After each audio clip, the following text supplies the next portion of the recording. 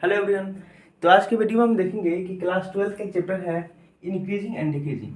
ये आपको एक्सरसाइज 6.2 में मिलेगा, जो कि क्वेश्चन नंबर 9 है। इसमें कह रहा है कि prove that y is equal to 4 sin theta by 2 plus cos theta और minus theta is an increasing function of theta is an interval दिया है 0 से लेके पाई बाय 2 तक। कहने का मतलब यहाँ पे ये हो गया कि एक फंक्शन आपको दिया हुआ है y is equal to 4 sin theta by 2 plus cos theta minus theta, ये एक फंक्शन दिया गया है। अब ये फंक्शन जो दिया गया है तो कहा ये फंक्शन जो है आपका इंक्रीजिंग फंक्शन है। ये फंक्शन इंक्रीजिंग फंक्शन है किस पे? इस थीटा जब इसका वेरिएबल होगा तो, जब थीटा वेरिएबल होगा तो इसका थीटा का मान क्या होगा?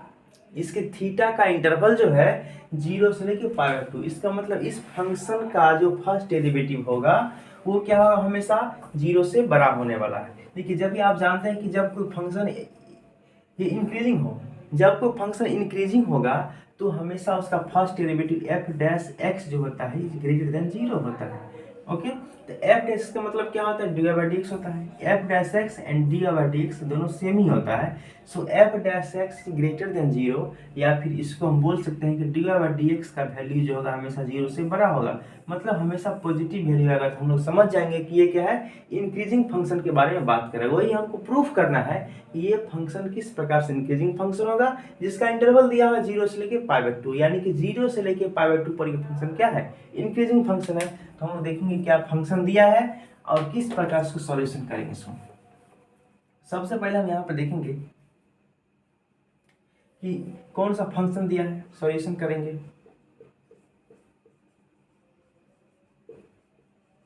द गिवन फंक्शन, हमको जो फंक्शन दिया हुआ है y is equal to 4 sin theta by 2 plus cos theta, ये फंक्शन दिया है। अब सबसे पहले हम जानते हैं कि यहाँ पे इंक्रीजिंग फंक्शन के बारे में बात किया गया है।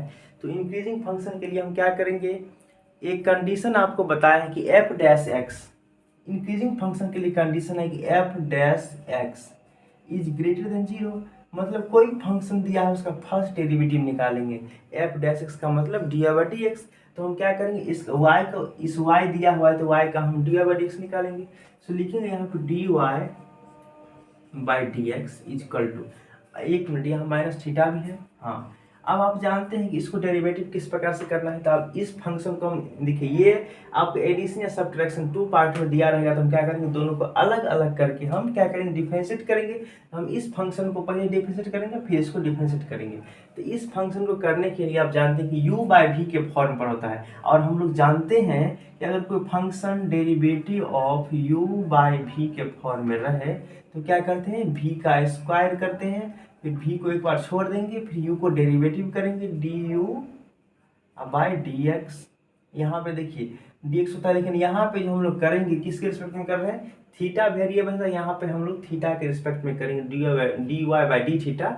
लेकिन यहाँ पे dx होता है, जो भी होता है डेरिवेटिव देख लीजिए dx, और यहाँ माइनस, और ये जो है आपका इक्वल भी u को छोड़ देंगे तो डेरिवेटिव ऑफ v बाई कितना हो जाएगा, dx। सेम इसी प्रकार से यहाँ भी हम डेरिवेटिव करने वाले हैं इसको। तो यहाँ पे देखिए u, इसको हम u मान लेंगे, इसको हम क्या मान लेंगे, v मान लेंगे। तो नीचे में v का स्क्वायर हो जाएगा। तो v का वैल्यू क्या है, 2 plus cos theta, 2 plus cos theta का होल स्क्वायर हो गया। उसके बाद क्या करना है, नीचे में जिसको छोड़ दी, एक बार स्क्वायर किए हैं उसको एक बार छोड़ देना है, उसको कुछ नहीं करना है, उसको एडिटिव लिख देना है। तो लिख दीजिए यहाँ पे, तो 2 प्लस कॉस थीटा को छोड़ दिया। अब डेरिवेटिव किसको करना है, ऊपर में जो है u ऊपर में होता है, तो ऊपर में जो है 4 sin थीटा का डेरिवेटिव करेंगे। तो आप जानते हैं 4 sin थीटा को जब हम डेरिवेटिव करेंगे तो 4 तो कांस्टेंट बाहर आ जाएगा, इनटू साइन का डेरिवेटिव cos थीटा, ठीक है।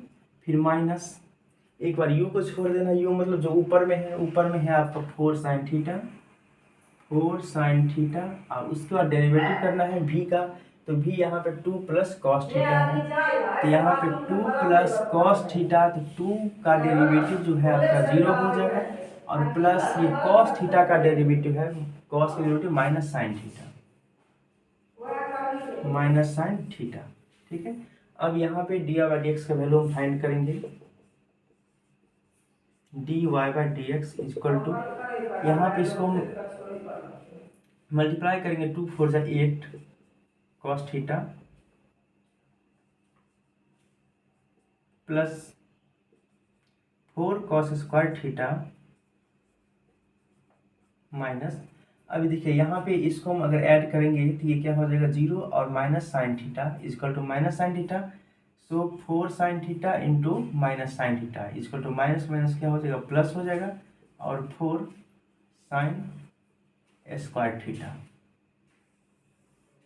बाय 2 प्लस कॉस थीटा का होल स्क्वायर। ओके, चलिए अब यहाँ पर देखना है कि D Y by D x का वैल्यू क्या आने वाला है, तो d Y by D x is equal to यहाँ पे 8 कॉस थीटा और 4 cos square theta plus 4 sine square theta, मतलब इस सब में से 4 हमको कॉमन आने वाला है, यहाँ पे 4 कॉमन ले लेंगे, तो यहाँ लिखिए सिंपल सा 8 कॉस थीटा और प्लस इस दोनों में से 4 कॉमन लेंगे, तो 4 into cos square theta plus sine square theta by 2 plus cos theta का होल स्क्वायर। ठीक है, तो यहाँ पे हो जाएगा। अब इसके बाद हम यहाँ पे लिखते हैं 1 मिनट, उसके बाद थीटा जो है, इस थीटा का डेरिवेटिव डी थीटा बाय कितना हो जाएगा डी थीटा, थीटा को हम थीटा के रिस्पेक्ट में डेरिवेटिव करेंगे तो क्या मिल जाएगा आपको 1 मिल जाएगा -1। ठीक, तो यहाँ पे हम डी बाई डी एक्स नहीं डी बाई, यहाँ पे देखिए वेरिएबल जो होगा उसके रिस्पेक्ट में डेरिवेटिव हम लोग करते हैं। ठीक है, तो यहाँ पे वेरिएबल क्या है, वेरिएबल आपका थीटा दिखा, देखिए वेरिएबल मतलब क्या, साइन का जो एंगल होगा, देखिए एंगल क्या है यहाँ पे, यानी किसी भी ट्रिग्नोमेट्रिक फंक्शन का जो भी एंगल होगा वो सभी उसका वेरिएबल होता है। और जो इसका ये इसका डिपेंडेंट वेरिएबल हो गया, और जो इसका डिपेंडेंट वेरिएबल होगा उसी के रिस्पेक्ट में हम लोग डेरिवेटिव करते हैं। तो यहाँ पे डी बाई डी थीटा निकालेंगे, so this implies d Y by D theta equal to 8 cos theta plus 4, आप जानते हैं कि cos square theta plus sine square theta equal to 1 होता है। सो 4 इंटू 1, 4 को 1 से मल्टीप्लाई करेंगे तो क्या होगा 4 ही होगा, बाय 2 प्लस कॉस थीटा का होल स्क्वायर। ठीक है, और -1 है यहाँ पे, ये 1 बाय नहीं कुछ तो 1 दे सकते हैं इसको। अब हम क्या करेंगे d Y by D theta का एक्चुअल वैल्यू निकालेंगे। किस प्रकार से निकालेंगे, तो d y by d theta is equal to, इस दोनों का एलसीएम क्या होगा, वही 2 प्लस कॉस थीटा का होल स्क्वायर इंटू, यहाँ पे आपको ऊपर में एडिटिव रहेगा 8 कॉस थीटा प्लस 4, और उसके बाद माइनस, ये इसको इससे मल्टीप्लाई करना है तो कितना, किसी भी नंबर्स को 1 से मल्टीप्लाई कीजिए वही रहेगा। सो 2 प्लस कॉस थीटा का क्या हो जाएगा होल स्क्वायर। ठीक है,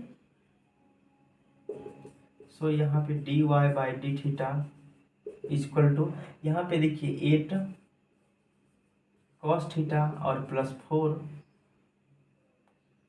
अब यहाँ पे माइनस इंटू, अब ए प्लस बी का 2 प्लस कॉस थीटा मतलब ए प्लस बी का होल स्क्वायर पे ब्रेक होगा, ये तो ब्रेक कीजिए, तो 2 का स्क्वायर 4 हो जाएगा, अब प्लस ये है आपका कॉस स्क्वायर थीटा हो जाएगा, ए स्क्वायर प्लस बी स्क्वायर हो गया, और प्लस 2ab, 2 इंटू ए का वैल्यू 2 इंटू बी का वैल्यू कॉस थीटा बाय,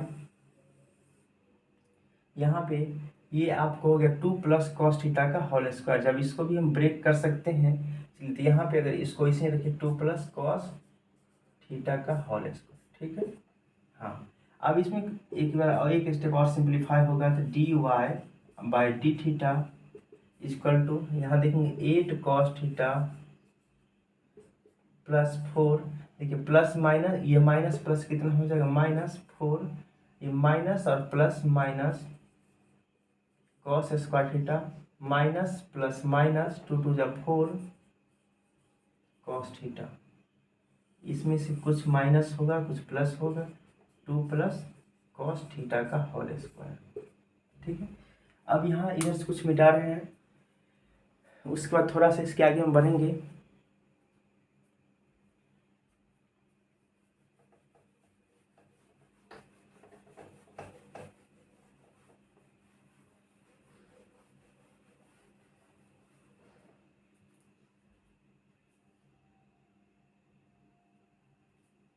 हाँ, यहाँ पे दिख नहीं रहा है, यहाँ पे 2 प्लस कॉस थीटा का होल स्क्वायर है। एक मिनट, थोड़ा सा कंजेस्टेड है।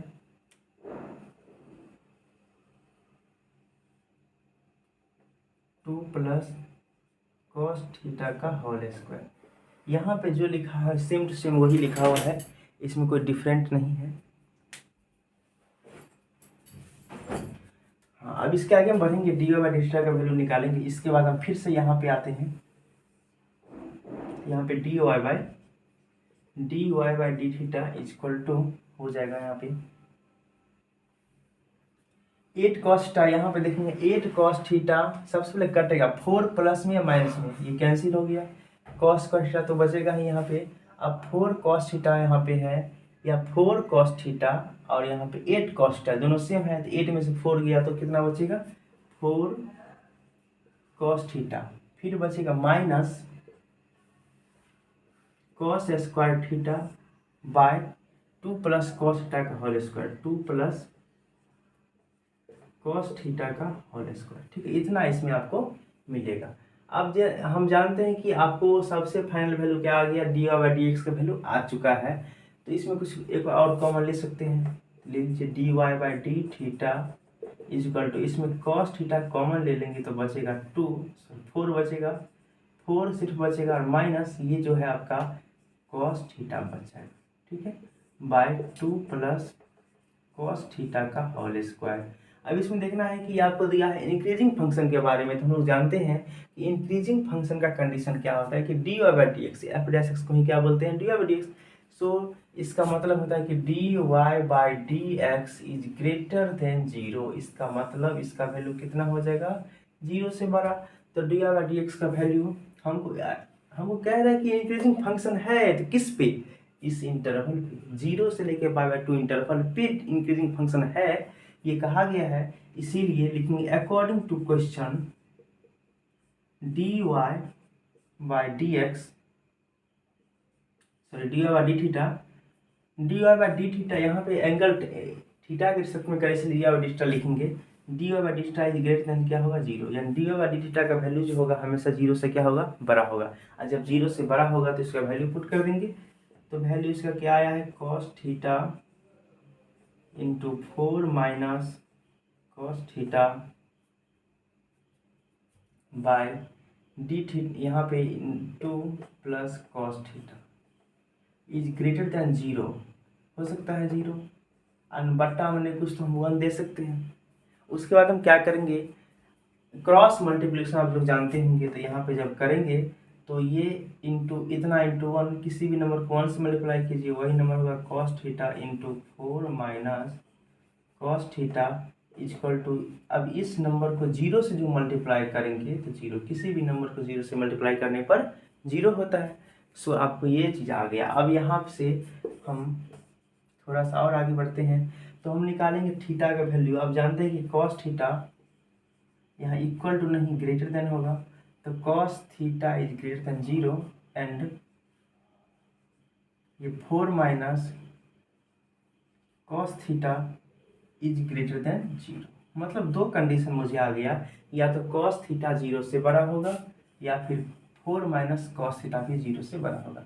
अब हम लोग जानते हैं कि कॉस थीटा का वैल्यू कभी 0 से यानी बड़ा हो, यानी कि 1 0 और 1 के बीच में हो सकता है। लेकिन हम लोग को मेनली क्या निकालना है, इंक्रीजिंग फंक्शन किस पे, थीटा पे निकालना है। तो हमको थीटा का वैल्यू यहाँ निकालिए कि थीटा का वैल्यू क्या चीज़ पुट कर सके इसमें कि ये वैल्यू 0 से बड़ा आनी चाहिए। मतलब थीटा का वैल्यू हमको कहा गया 0 से पाई 2 कहा गया। आप चेक कर लीजिए ना, आप थीटा का कोई वैल्यू आप पुट कीजिए। अगर थीटा का वैल्यू 1 पुट करेंगे, 2 पुट करेंगे, 3 पुट करेंगे, क्या पॉसिबल होगा। अगर बोलेंगे हम कॉस थीटा का वैल्यू 1 पुट कीजिए, तो कॉस 1 करेंगे, क्या कॉस 1 का वैल्यू पता है आपको, नहीं। कॉस 2 का वैल्यू पता है, कॉस 3 4 नहीं। लेकिन अगर वहीं पे हम बोलेंगे आपको कि कॉस 0 का वैल्यू पुट कर दीजिए, क्या कहिए, कॉस 0 का वैल्यू 1 होता है, 1 इज ग्रेटर देन 0। मतलब अगर थीटा का वैल्यू हम 0 पुट कर दें तो क्या होगा, ये सेटिस्फाइड कर देगा, क्योंकि कॉस 0 इक्वल टू क्या होता है, 1 होता है, और 1 0 से क्या बड़ा है। इसी प्रकार से हम देखते हैं कि 0 से π/2 के बीच जितना भी वैल्यू होगा वो सभी वैल्यू अगर हम पुट करते हैं, जैसे मान लीजिए कि 0 से π/2 जीरो मतलब जीरो से लेके π/2 के बीच कितना वैल्यू आएगा, तो हम बोलेंगे जीरो से π/2 के बीच जो होगा वैल्यू आपको, जैसे जीरो हो गया, π/2 मतलब क्या 90 होता है, जीरो मतलब जीरो हो गया, इसके बीच 30 आएगा, 30 को हम लोग क्या बोलते हैं π/6 बोलते हैं। इसके बाद 45 होते हैं, 45 को π/4 बोलते हैं, ठीक है। इसे ट्रिग्नोमेट्री में आप लोग पढ़े होंगे। ये आपको 60 हो गया, इसको π/3 बोलते हैं। इसी प्रकार से π/2 को 90 बोलते हैं। इस समय से कोई वैल्यू आप पुट करके देख लीजिए। देखिए एक और वैल्यू आपको दिखाते हैं पुट करके। अगर हम cos 30 बोलते हैं आपको, cos 30 मतलब क्या, cos π/6, 30 नहीं लिखना यहाँ पे, π/6 हम लोग समझेंगे, ठीक है। π/6 मतलब 30 होता है, हम लोग को यहाँ पे 30 यूज नहीं करना था, यहाँ पे π/6 यूज करना है, क्योंकि मैथमेटिकल का यहाँ पे आप इंटर में थोड़ा हाई लेवल का मैथमेटिक्स हुआ, इसमें आपको 30 को π/6 लिखना है, ठीक है। तो यहाँ पे cos π/6 इज इक्वल टू, यानी आप जानते हैं कि cos 30 का वैल्यू क्या होता है, √3/2। अब √3/2 जो हो गया, क्या 1 से बड़ा है कि नहीं बताइए, 1 से बड़ा होगा, यानी कि √30 जो है, सॉरी √3/2 ये आपको 1 से, सॉरी यानी 0 से तो बड़ा है हमेशा, क्योंकि 0 से बड़ा यानी कि इसमें जितना cos थीटा का जो भी वैल्यू आएगा, थीटा के जगह पर एक ऐसा वैल्यू हमको पुट करना है जो cos थीटा का वैल्यू हमें पॉजिटिव वैल्यू दे, क्योंकि ये नेगेटिव नहीं है। 0 से बड़ा थोड़ा सा भी वैल्यू हमको मिल जाएगा तो वो क्या 0 से बड़ा ही होना होगा, क्योंकि 0 से हल्का भी आगे बढ़ेंगे एक नंबर लाइन पे, आप नंबर लाइन जानते हैं ये वाला, इस नंबर लाइन पे 0 यहाँ पे होता है, यहाँ पे 1 होता है। 0 से हल्का भी आगे अगर हम बढ़ जाए तो क्या होगा, वो 0 से बड़ा होगा, मतलब पॉजिटिव होगा। थोड़ा भी पॉजिटिव, उसमें निगेटिव का थोड़ा भी अंश नहीं होगा तो 0 से बड़ा होगा, ठीक है। हम लोग यहाँ पे देखें क्या कि आप थीटा का जो वैल्यू है इसको मिटा कर थोड़ा सा हम बताते हैं।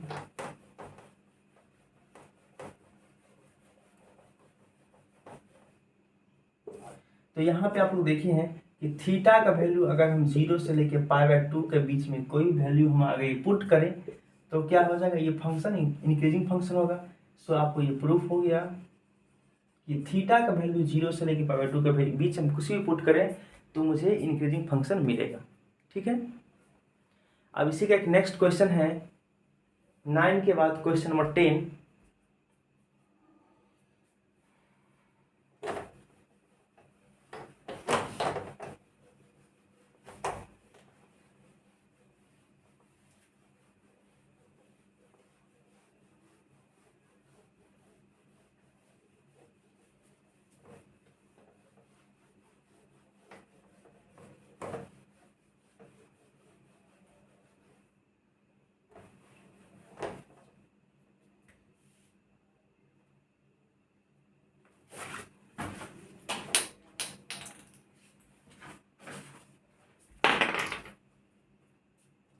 Question number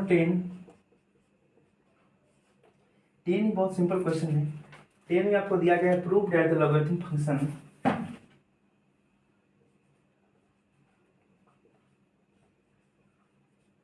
prove that the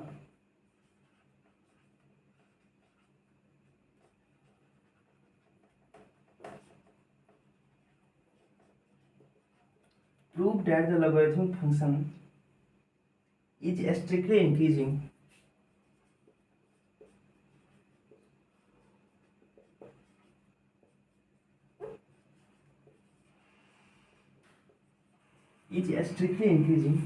on 0 to infinity। कहने का मतलब यहाँ पे ये हो गया कि प्रूफ करना है मुझे कि लॉगरिथमिक फंक्शन जो होता है, लॉग वाला फंक्शन जो होता है, और logarithmic function is strictly increasing on 0 to infinity, यानी कि आपका लॉगरिथमिक फंक्शन जो होगा 0 से लेके इन्फिनिटी पर ये हमेशा स्ट्रिक्टली इंक्रीजिंग होगा, ये प्रूफ करना है। तो हम सबसे पहले देखेंगे लॉगरिथमिक फंक्शन के बारे में, ठीक है।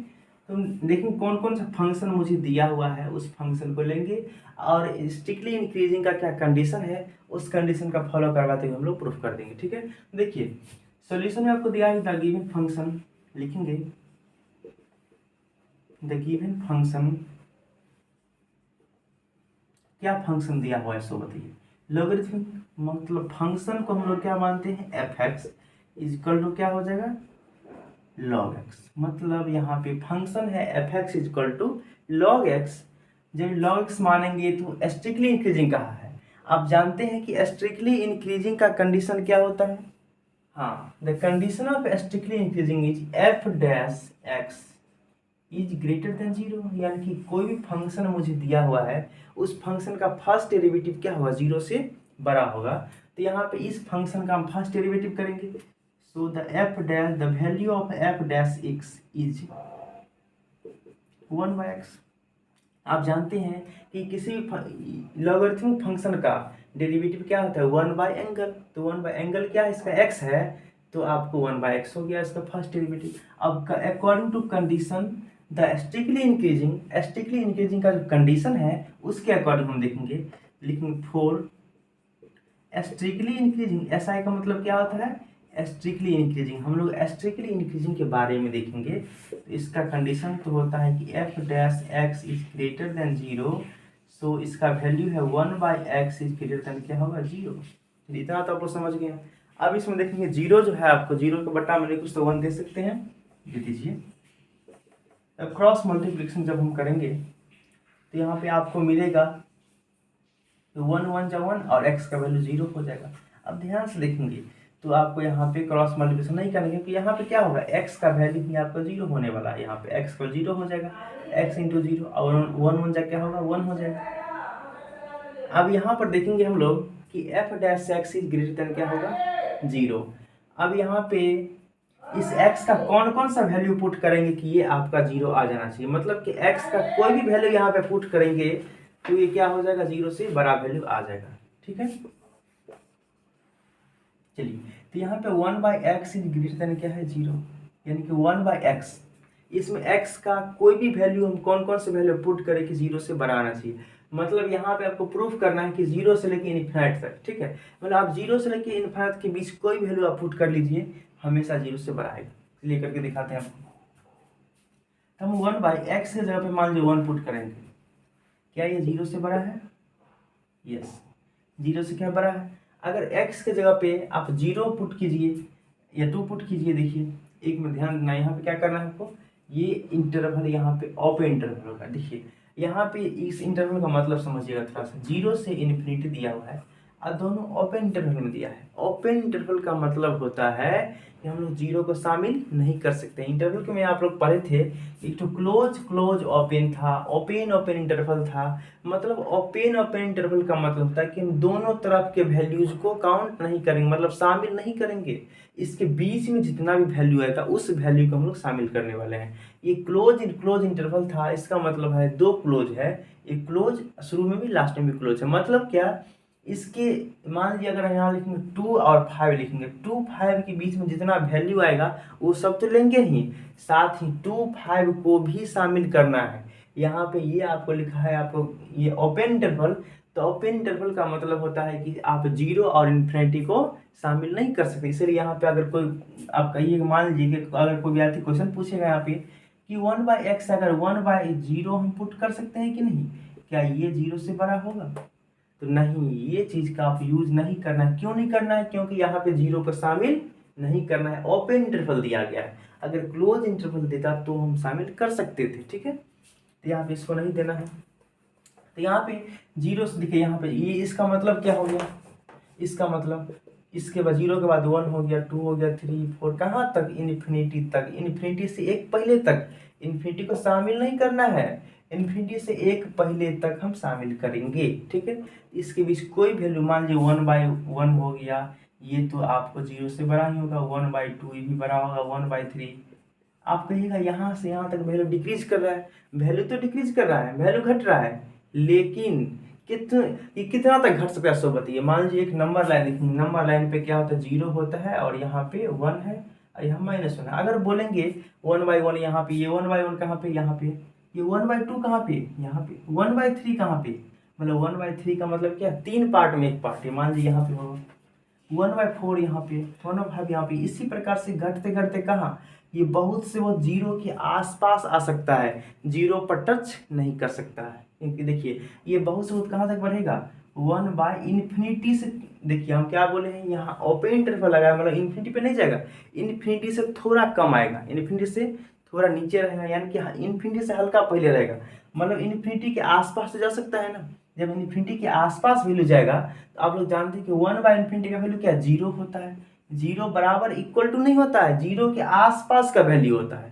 1/∞ का वैल्यू क्या होता है, जीरो एग्जैक्टली नहीं होता है। ये क्या होता है, ये जीरो के आसपास का वैल्यू होगा। जब ये आपको जीरो के आसपास का वैल्यू आएगा, हम आपको बताए थे इसी में कुछ देर पहले, अगर जीरो से थोड़ा भी आगे हल्का भी पॉजिटिवली दिख जाएगा मतलब जीरो से बड़ा है। मतलब जीरो के आसपास है मतलब किधर आसपास है, पॉजिटिव की तरफ आसपास है, मतलब ये जीरो से हमेशा बड़ा ही रहेगा। यानी कि जीरो के बराबर कभी नहीं हो सकता है, ये हमेशा जीरो से क्या होगा, बड़ा होगा। इसीलिए ये आपको प्रूव हो गया कि आप इसमें x का value x belongs to zero से लेके इन्फिनिटी तक अगर कोई वैल्यू रहेगा तो ये वैल्यू क्या हो जाएगा आपको, इंक्रीजिंग स्ट्रिक्टली इंक्रीजिंग फंक्शन का।